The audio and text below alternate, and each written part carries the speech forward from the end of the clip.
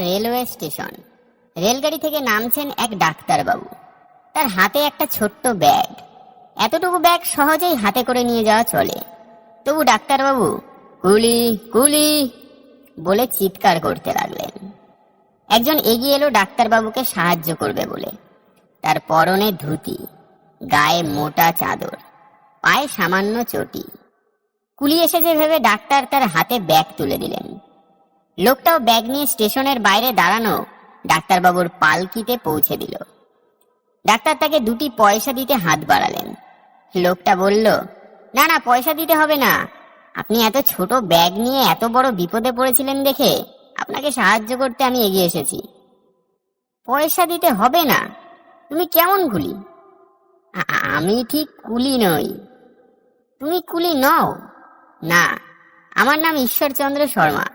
লোকে অবশ্য আমাকে বিদ্যাসাগর নামেও ডাকে। ডাক্তারবাবু লজ্জায় মারা যান আর কি। তাড়াতাড়ি তিনি ওই লোকের পায়ে পড়লেন। আপনি বিদ্যাসাগর, আপনি তো দয়ার সাগর। লোকের উপকার করাই আপনার স্বভাব। আপনি আজ আমাকে অনেক বড় একটা শিক্ষা দিয়ে দিয়েছেন। এরপর থেকে আমি নিজের কাজ নিজের হাতেই করব। বিদ্যাসাগরের এই গল্প থেকে আমরা যেটা শিখতে পারি সেটা হলো, কোনো কাজই ছোট হয় না। আমাদের নিজেদের কাজ নিজেদেরই করা উচিত। যে নিজের কাজের জন্য পরের ওপর নির্ভর থাকে সে জীবনে কখনো সফল হয় না। ঈশ্বরচন্দ্র বিদ্যাসাগর ছিলেন এই রকমই। খুব সাধারণ পোশাক পরে থাকতেন, কিন্তু তার নাম ছড়িয়ে পড়েছিল সমস্ত দেশ জুড়ে। সবাই তাকে জ্ঞানের সাগর আর দয়ার সাগর বলেই জানতো যে তিনি ভীষণ বড় মানুষ। তাকে দেখতে অনেক দূর দূরান্ত থেকে লোক আসতো, কিন্তু যারা তার সম্পর্কে আগে থেকে জানতো না তারা তাকে অনেক সময় চিনতেও পারতো না। দিনটা ছিল রবিবার, সকালবেলা। বিদ্যাসাগর বাড়ির বাগানের ঘাস নিড়ুচ্ছেন। এমন সময় মেদিনীপুর থেকে 4 জন ভদ্রলোক এলেন। বিদ্যাসাগরকে কখনো দেখেননি ওরা ভাবলেন, বাগানের ঘাস নিড়ুচ্ছে যখন, ও নিশ্চয়ই মালি, বিদ্যাসাগরের মালি। ওরা জিজ্ঞেস করলেন, ওহে বিদ্যাসাগর মশাই আছেন? আসল কথা ভাঙলেন না বিদ্যাসাগর, যেন তিনি সত্যি সত্যি এ বাড়ির মালি।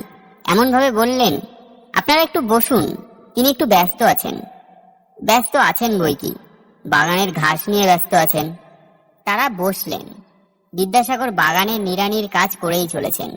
একটু পরে অতিথিরা বললেন, ওহে তামাক খাওয়াতে পারো? আগে পারি। 4টি হুঁকো সাজিয়ে বিদ্যাসাগর তাদের তামাক দিলেন।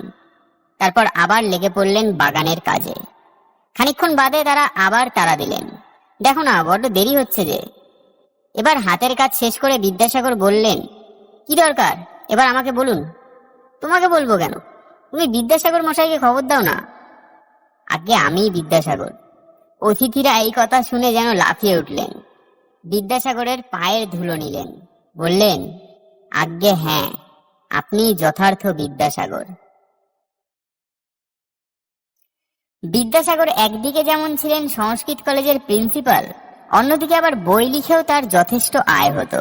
বিদ্যাসাগরকে তখনকার দিনের মিলেনিয়ার বলা চলে।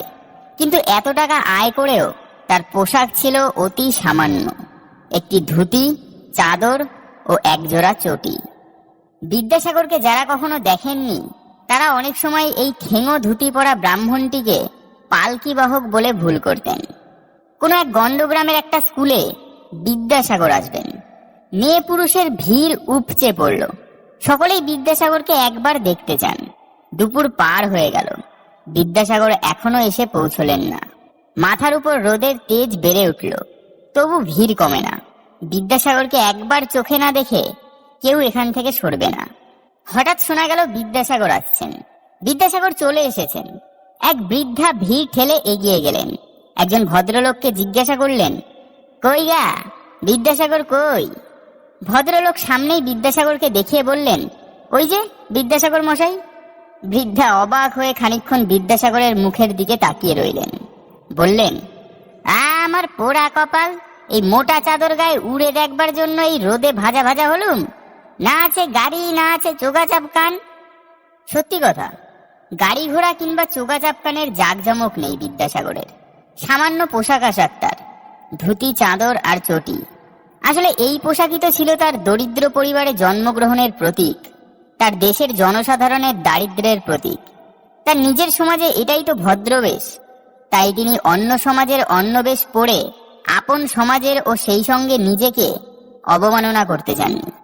সাদা ধুতি ও সাদা চাদর পরেই ঈশ্বরচন্দ্র সেই সময় যেই সম্মান লাভ করেছিলেন, বর্তমানে আমরা রাজাদের ছদ্মবেশ পরেও নিজেদের সেই গৌরবের কানাকড়িও দিতে পারি না। বিদ্যাসাগর রাজদরবারেও তার এই পোশাক ত্যাগ করার প্রয়োজন মনে করেননি।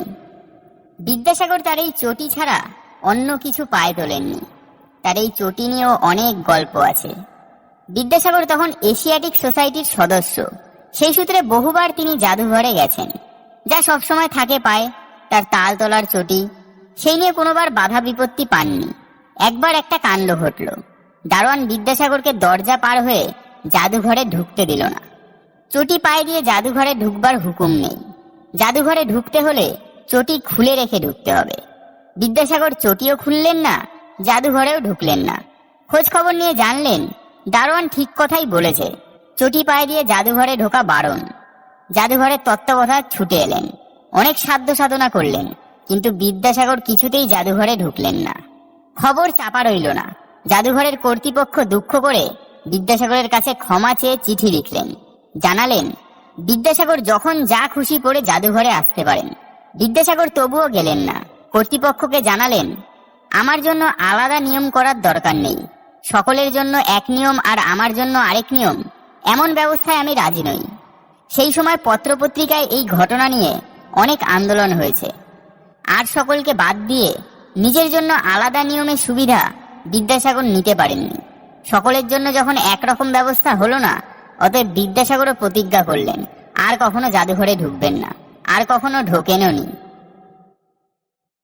এই চটি নিয়ে আরেকটা গল্প আছে। বর্ধমানের রাজবাড়িতে গিয়েছেন একবার বিদ্যাসাগর। একজন দারোয়ান বিদ্যাসাগরকে চিনত না।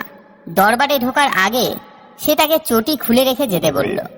চটি খুলে রেখে বিদ্যাসাগর দরবারে ঢুকলেন। বর্ধমানের রাজা বিদ্যাসাগরকে সাদর সম্মানে আপ্যায়িত করলেন।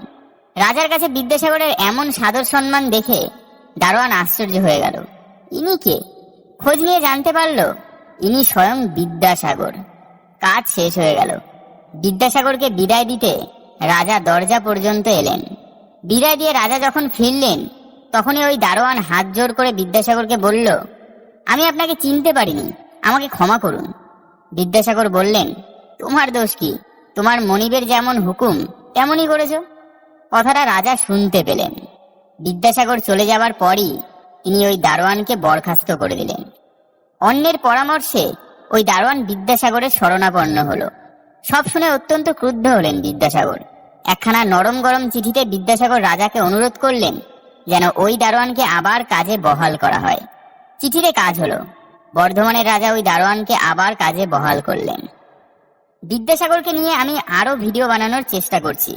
ভিডিওটা ভালো লাগলে একটি লাইক অবশ্যই করবেন, কারণ আপনার একটি লাইক আমাকে পরবর্তী ভিডিও বানানোর জন্য উৎসাহ দেবে। ধন্যবাদ।